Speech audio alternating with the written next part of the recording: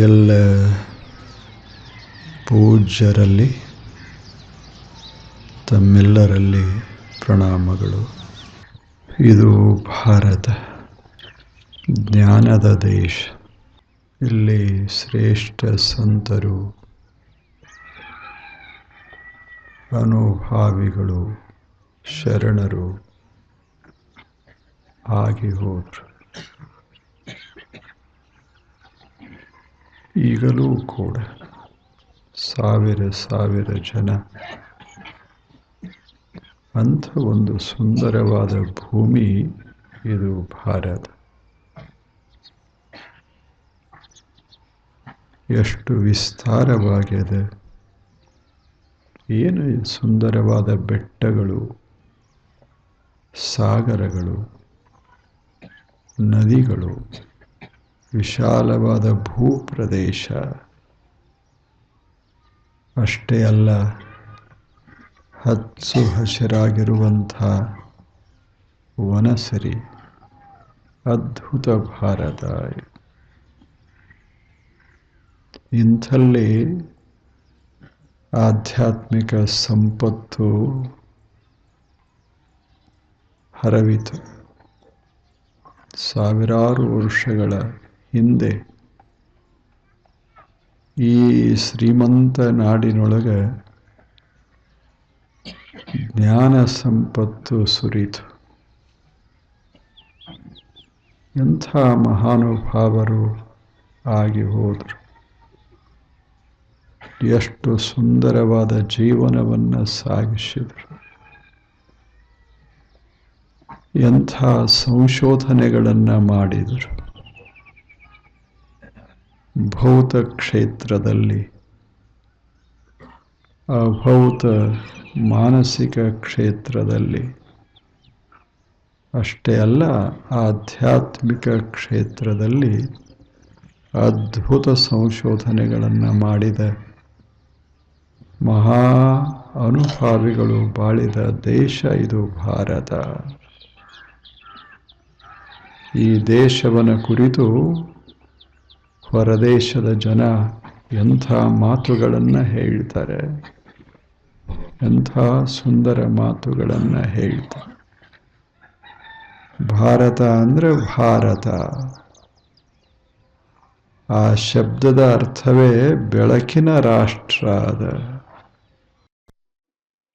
ಭಾಯಾಮೃತಾಃ ಜನಾಃ ಯತ್ರ ಯಸ್ಮಿನ್ ವರ್ತಂತೆ ಸಹ ದೇಶಃ ಭಾರತಃ. ಯಾವ ದೇಶದೊಳಗೆ ಜ್ಞಾನದ ಬೆಳಕಿನಲ್ಲಿ ಸಂತೋಷ ಪಡುವ ಜನ ಬಾಳ್ತಾರಲ್ಲ, ಅಂಥ ದೇಶ ಭಾರತ. ಅದು ಭಾರತ. ಇಂಥ ಭಾರತವನ್ನು ಹೊರದೇಶದವರು, ಪಾಶ್ಚಿಮಾತ್ಯರು ಬಹಳ ಜನ ಎಷ್ಟು ಒಳ್ಳೆಯ ಮಾತುಗಳನ್ನು ಹೇಳ್ತಾರೆ ಈ ದೇಶವನ್ನು ಕುರಿತು. ಎಷ್ಟು ಸುಂದರ ಮಾತು ಹೇಳ್ತಾರೆ. ಅವರಂತಾರೆ, ಎಂಥ ಜನ ಇಲ್ಲಿ ಬಾಳಿದ್ದು, ಎಂಥ ಸಿರಿವಂತ ಜನ. ಬರೇ ನಿಸರ್ಗ ಸಿರಿವಂತಿಕೆ ಅಲ್ಲ, ಇವರ ಮನಸ್ಸುಗಳು ಎಷ್ಟು ಸಿರಿವಂತದಾವ. ಒಂದು ಸಣ್ಣ ಗುಡಿಸಲ ಕಟ್ಟಿಕೊಂಡು ನದಿಯ ದಂಡೆಯೊಳಗೆ ಸರೋವರದ ದಡದಲ್ಲಿ ಸುತ್ತಮುತ್ತ ಹಚ್ಚ ಹಸಿರಿನ ಪ್ರದೇಶದೊಳಗೆ ಕೂತ್ಕೊಂಡು ವಿಶ್ವವನ ಕುರಿತು ಚಿಂತನೆ ಮಾಡಿದ ಜನ ಇದು ಭಾರತೀಯ ಜನ. ಬರೇ ಭೌತ ವಸ್ತುಗಳನ್ನು ಕುರಿತಲ್ಲ, ಸುತ್ತಮುತ್ತಲಿನ ವಸ್ತುಗಳನ್ನು ಕುರಿತಲ್ಲ, ವಿಶ್ವವನ ಕುರಿತು. ವಿಶ್ವದ ವಿಸ್ತಾರ, ವಿಶ್ವದ ಭವ್ಯತೆ, ವಿಶ್ವದ ಸೌಂದರ್ಯ, ಇದನ್ನೆಲ್ಲ ಕಂಡು ಆನಂದಪಟ್ಟ ಜನ ಭಾರತೀಯರು. ಸೂರ್ಯನಲ್ಲಿ ದೇವನನ್ನು ಕಂಡವರು ಹೇಳಿ, ವಿಸ್ತಾರವಾದ ಆಕಾಶದೊಳಗ ದೇವನನ್ನು ಕಂಡವರು. ಅಷ್ಟೇ ಅಲ್ಲ, ಸಣ್ಣ ಪುಟ್ಟ ವಸ್ತುಗಳ ಮಧ್ಯದಲ್ಲಿ ದೇವನ ಭಾವ ತಂದವರು ಭಾರತೀಯರು. ಅವರ ದೃಷ್ಟಿ ಎಷ್ಟು ಅದ್ಭುತವಾಗಿದೆ. ನೋಡುವ ದೃಷ್ಟಿ ಬರೇ ಮಣ್ಣಂತ ನೋಡೋದು ಬೇರೆ, ಇದು ಸಾಕ್ಷಾತ್ ದೇವನ ಒಂದು ಸುಂದರ ರೂಪ ಅಂತ ನೋಡೋದು ಬೇರೆ. ಹಂಗ ನೋಡಿದರು ಭಾರತಿ. ಎಂಥ ಜೀವನ ಸಾಗಿಸಿದ್ರು. ಒಬ್ಬ ಸಂತ ಹೇಳ್ತಾನೆ, ನಾನು ಒಂದು ದಿವಸ ಅವಕಾಶ ಸಿಕ್ಕರೆ ಭಾರತ ದೇಶದೊಳಗೆ ಬದುಕಬೇಕು. ಹಂಗ ನಾವು ಬದುಕ್ತೇವೆ. ಅಂಥವರ ಮಾತು ಕೇಳಿದರೆ ನಾವು ಅಭಿಮಾನ ಪಡಬೇಕು. ಭಾರತ ದೇಶದಲ್ಲಿ ಹುಟ್ಟಿದ ಜನ ತಾವೆಲ್ಲ, ಭಾರತ ದೇಶದಲ್ಲಿಯೇ ಬದುಕುವ ಜನ. ಇಂಥ ಭಾರತ ದೇಶದೊಳಗೆ ಬದುಕೇವಿ ಅನ್ನೋ ಭಾವದಲ್ಲ, ಅದು ಅಭಿಮಾನ ಬೇಕು. ಅದು ಅಂಥ ದೇಶದ ಜ್ಞಾನ ಸಂಪದ. ಅಷ್ಟೇ ಅಲ್ಲ, ಸಾಧನಾ ಸಂಪದ. ಸಾಧನ ಅಂದ್ರೆ ಯೋಗ, ಸಾಧನಾ ಸಂಪದ, ಜ್ಞಾನ ಸಂಪದ. ಆ ಬಳಿಕ ನೀತಿ ಸಂಪದ, ಆ ಬಳಿಕ ಅನುಭವ ಸಂಪದ. ಇಂಥ ಸಂಪತ್ತಿನಿಂದ ಕೂಡಿದ ಮಹಾದೇಶ ಇದು. ಜನ ಎಷ್ಟು ಒಳ್ಳೆಯವರಿದ್ದಾರೆ. ಹೊರದೇಶದೊಳಗ ಒಬ್ಬ ಇದ್ದ, ಬಹಳ ದೊಡ್ಡ ಚಿಂತಕ. ಈ ದೇಶದೊಳಗೆ ಬಂದ, ಇಲ್ಲೆಲ್ಲ ತಿರುಗಾಡಿದ. ಹೋಗುವಾಗ ಭಾರತ ದೇಶ ಹೇಗಿತ್ತು ಅಂತ ಕೇಳಿದರೆ ಆತ ಉತ್ತರ ಕೊಟ್ಟಾನ. ಎಷ್ಟು ಸುಂದರ ಉತ್ತರ ಕೊಟ್ಟಾನ. ಹೋದ ಶತಮಾನದೊಳಗೆ ಆತ ಹೇಳ್ತಾನೆ, ಭಾರತ ಹೇಗದ ಅಂತ ಹೇಗೆ ಹೇಳೋದು? ಭಾರತೀಯರು ಹೇಗದಾರಂದ್ರೆ ನೀರ ಬೇಡಿದ್ರೆ ಹಾಲು ಕೊಡ್ತಾರೆ ಭಾರತೀಯರು.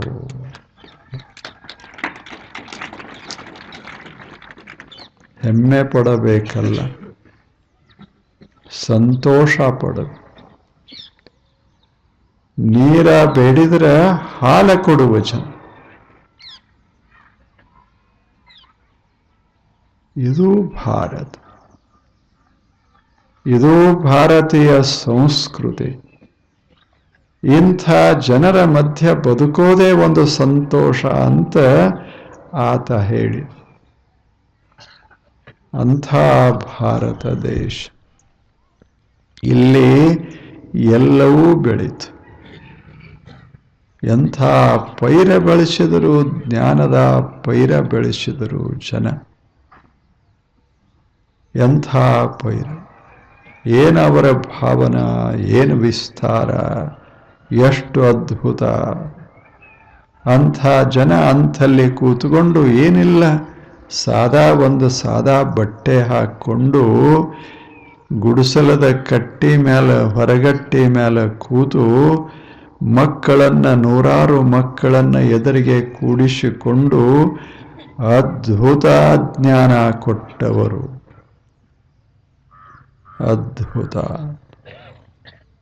ಪದಾರ್ಥ ವಿಜ್ಞಾನ ಶಾಸ್ತ್ರವನ್ನು ಬೆಳೆಸಿದರು, ರಸಾಯನ ಬೆಳೆಸಿದರು, ಭೂಗೋಳ ಬೆಳೆಸಿದರು, ಆಕಾಶಶಾಸ್ತ್ರ ಹರವಿದರು. ಎಲ್ಲಿ ಎಲ್ಲಿ ಕಣ್ಣಾಡಿಸಿದರೋ ಅದನ್ನು ತಿಳಿದುಕೊಳ್ಳುವ ಪ್ರಯತ್ನ ಮಾಡಿದರು. ಅಂಥ ಸುಂದರ ಜ್ಞಾನವನ್ನು ಸಂಗ್ರಹಿಸಿ ಶಬ್ದಗಳ ಮಧ್ಯೆ ಹೀಗೆ ಹರವಿದ ಭಾರತ. ಇಂಥಲ್ಲಿ ನಾವು ಬದುಕೋದು, ಅವರು ಏನು ಮಾಡಿದಾರ ಅದನ್ನು ನೆನೆಸ್ತಾ ಇರಬೇಕು. ಭಾರತ ನೆನೆಸಬೇಕು. ಎಂತೆಂಥ ಸುಂದರ ಜೀವನ ಸಾಗಿಸಿ. ಅವರ ಬದುಕ ನೋಡಬೇಕು, ಎಷ್ಟು ಸಾದಾ ಸಾದಾ ಸಾದಾ. ಅವರ ದೃಷ್ಟಿ ನೋಡಬೇಕು, ಎಷ್ಟು ವಿಶಾಲ ವಿಶಾಲ ವಿಶಾಲ. ಅವರ ಇಚ್ಛೆಗಳು ನೋಡಬೇಕು, ಇಡೀ ಜಗತ್ತನ್ನ ಆವರಿಸುವ ಇಚ್ಛೆಗಳು. ಸರ್ವೇ ಜನಾಃ ಸುಖಿನೋ ಭವಂತು, ಸರ್ವೇ ಸಂತು ನಿರಾಮಯಾಃ, ಸರ್ವೇ ಭದ್ರಾಣಿ ಪಶ್ಯಂತು ಮಾ ಕಶ್ಚಿತ್ ದುಃಖಂ ಆಪ್ನುಯಾತ್. ಏನ ಪ್ರಾರ್ಥನಾ ಮಾಡೋದು ಹೇಳಿ? ಭಗವಂತನೇ, ಇದು ನಮ್ಮ ಪ್ರಾರ್ಥನೆ. ಎದುರಿಗೆ ಸೂರ್ಯೋದಯದಲ್ಲಿ ಸೂರ್ಯ, ಎದುರಿನಲ್ಲಿ ಹರಿಯುವ ನದಿ, ಬೀಸುವ ಗಾಳಿ, ಹಾಡುವ ಪಕ್ಷಿಗಳು, ತಂಪಾದ ವಾತಾವರಣ, ಅಂಥಲ್ಲಿ ಕೂತುಕೊಂಡು ಅವರು ಪ್ರಾರ್ಥನಾ ಮಾಡ್ತಾ ಇದ್ರು. ಎದುರಿಗೆ ಸೂರ್ಯ. ಏನು ಪ್ರಾರ್ಥನಾ ನೋಡಿ? ಸರ್ವೇ ಜನಾಃ ಸುಖಿನಃ ಭವಂತು. ಎಂಥ ಭಾವ! ದೇವನೇ, ಬದುಕುವ ಪ್ರತಿಯೊಬ್ಬ ಮನುಷ್ಯ ಸುಖಿಯಾಗಿರಬೇಕು. ಸರ್ವೇ ಸಂತು ನಿರಾಮಯಾಃ, ಎಲ್ಲರೂ ಆರೋಗ್ಯವಂತರಾಗಿರಬೇಕು. ದೇಹ ಸಂಪತ್ತು ಇರಬೇಕು. ಸರ್ವೇ ಭದ್ರಾಣಿ ಪಶ್ಯಂತು, ಯಾವ ಕೊರತೆನೂ ಇರಬಾರದು, ಯಾವ ಕೊರತೆನೂ ಇರಬಾರದು. ಅನ್ನ, ನೀರ, ವಸ್ತು, ಒಡವೆ ಏನು ಬೇಕೋ ಮನುಷ್ಯನಿಗೆ ಎಲ್ಲವೂ ಸಮೃದ್ಧವಾಗಿರಲಿ ಭಗವಂತನೇ. ಸರ್ವೇ ಭದ್ರಾಣಿ ಪಶ್ಯ ಮಾ ಕಶ್ಚಿತ್ ದುಃಖಂ ಆಪ್ನುಯಾತ್. ದೇವನೇ, ಯಾರೂ ದುಃಖದಿಂದ ಬಳಲಬಾರದು. ಎಂಥ ಪ್ರಾರ್ಥನೆ ಹೇಳಿ! ವೈಯಕ್ತಿಕ ಪ್ರಾರ್ಥನೆಗಳದಾವ. ನನಗೆ ಒಳ್ಳೆಯದಾಗಲಿ, ನಮ್ಮವರಿಗೆ ಒಳ್ಳೆಯದಾಗಲಿ ಅನ್ನೋರು ಬೇರೆ. ಇಡೀ ವಿಶ್ವವನ್ನ ಎದುರಿಗೆ ಇಟ್ಟುಕೊಂಡು, ಜೀವ ಜಗತ್ತನ್ನ ಎದುರಿಗೆ ಇಟ್ಟುಕೊಂಡು, ದೇವನೇ ನಮ್ಮ ಜೀವನ ಸಮೃದ್ಧವಾಗಿರಬೇಕು. ಇವರು ಅಂತಲ್ಲ, ಇಡೀ ಜೀವ ಜಗತ್, ಸರ್ವೇ ಜನಾಃ, ಎಲ್ಲರೂ ಅವರು ಬೇಡಿಕೊಳ್ಳೋದು ಎಂಥದ್ದು? ಸರ್ವೇ ಜನಾಃ ಸುಖವಾಗಿ ಇರಬೇಕು, ಆರೋಗ್ಯವಂತರಾಗಿ ಇರಬೇಕು. ಬದುಕಿನಲ್ಲಿ ಏನು ಬೇಕೋ ಎಲ್ಲವೂ ಸಮೃದ್ಧವಾಗಿರಬೇಕು. ಅಷ್ಟೇ ಅಲ್ಲ, ದುಃಖಗಳು ಆಗಬಾರದು. ಯಾರಿಗೆ ಈ ಕನಸಿಲ್ಲ ಹೇಳಿ? ಯಾರಿಗಿಲ್ಲ ಕನಸು? ಯಾವ ದೇಶದವರು ಬೇರೆ ಬೇಡಿಕೊಳ್ಳಲಿಕ್ಕೆ ಸಾಧ್ಯದ? ಯಾವ ದೇಶದಾಗ ಹೋಗ್ರಿ, ಇಂಗ್ಲೆಂಡ್ದಾಗ ಹೋಗ್ರಿ, ಜಪಾನ್ದಾಗ ಹೋಗ್ರಿ, ಅಲ್ಲಿ ಮನುಷ್ಯ ಬೇಡೋದೇನು? ಇವ 4 ನಾವು ಬದುಕಿರುವ ಕಾಲಾವಧಿಯೊಳಗೆ ಎಷ್ಟೇ ವರ್ಷ ಬದುಕಿರೋಣ, 100 ವರ್ಷವೋ ಅಥವಾ ಕಡಿಮೆಯೋ ಪ್ರಶ್ನೆಲ್ಲ. ಬದುಕಿರುವ ಕಾಲಾವಧಿಯೊಳಗೆ ನಮ್ಮ ಸುತ್ತಮುತ್ತ ಇರುವಂಥ ನಿಸರ್ಗ ಶ್ರೀಮಂತವಾಗಿರಲಿ. ನಮ್ಮ ಜನ ಹೇಗಿರಬೇಕು? ದೇವನೇ, ಆನಂದವಾಗಿ ಬಾಳಬೇಕು ಜನ. ಯಾವುದಕ್ಕೇನು ಕೊರತೆಯಾಗಿರಬಾರದು, ಕೊರತೆಯಾಗಿರಬಾರದು.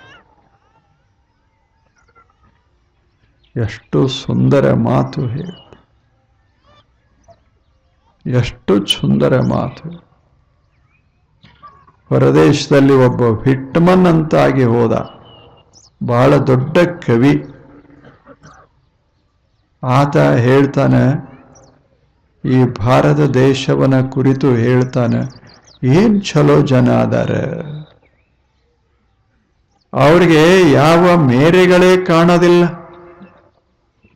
ಅಂಥ ಜನ, ಎಲ್ಲರಿಗೂ ಒಳ್ಳೇದಾಗಲಿ ಅಂತ ಬಯಸುವ ಜನ, ಅವರು ಸಾಮಾನ್ಯರಲ್ಲ.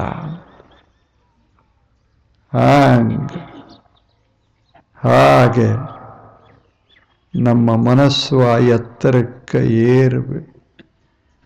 ನಾವು ಇತ್ತೀಚೆಗೆ ಹೋಗಿ ಬೇಡ್ತೇವೆ, ದೇವಾಲಯಕ್ಕೆ ಹೋಗ್ತೇವಲ್ಲ, ಸುಮ್ಮನೆ ಒಂದು ದೀಪ ಹಚ್ಚಿ 2 ಹನಿ ಎಣ್ಣೆ ಹಾಕಿ, ದೇವನೇ ದೇವನೇ, ಈ ಊರು ಹೊಲಗಳಲ್ಲಿ ಬಹಳಷ್ಟು ಹೊಲಗಳು ನನ್ನ ಹೆಸರಿನಲ್ಲಿ ಆಗಬೇಕು.